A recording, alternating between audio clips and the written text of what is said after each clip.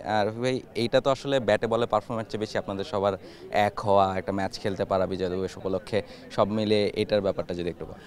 আলহামদুলিল্লাহ দেখেন সবচেয়ে বড় হলো যে আমাদের স্বাধীন দেশ, তা আমরা স্বাধীনভাবে চলতেছি। তো এই যে 16 ডিসেম্বর একটা যে খেলা আয়োজন করে, আমি মনে করি যে কমিটিকে ধন্যবাদ দিই যে আমাদের যেসব রিটায়ার্ড প্লেয়ারগুলো তাদের আবার মানে উৎস জায়গায় বা তাদের আবার মাঠে নিয়ে আসে। আমি মনে করি এটাই একটা কিন্তু বড় পাওনা।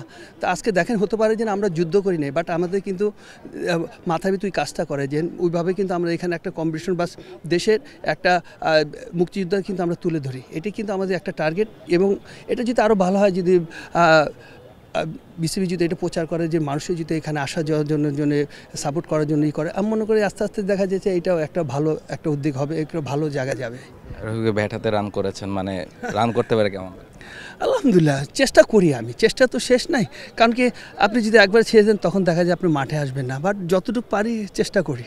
লাস্ট একটা কোশ্চেন, যে এই বিজয় দিবস উপলক্ষে কোনো একটা স্মৃতির কথা যদি একটু বলেন। যে আর দেখেন স্মৃতি, আমরা আমাদের ফ্যামিলি পুরো মুক্তিযোদ্ধা, আমি সবসময় এটা সপ্তাহে আগে এগিয়ে আসি। আমি রকিবুল ভাইয়ের সাথে সবসময় বলি যে 16 ডিসেম্বর খেলাটা হবে তো হবে কি না।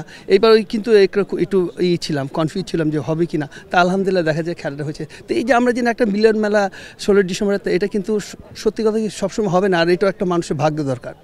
For more updates, subscribe to our YouTube channel and click on the bell icon. Follow us on Facebook and Instagram. Download T-Sports app to enjoy exciting games and highlights. Visit tsports.com.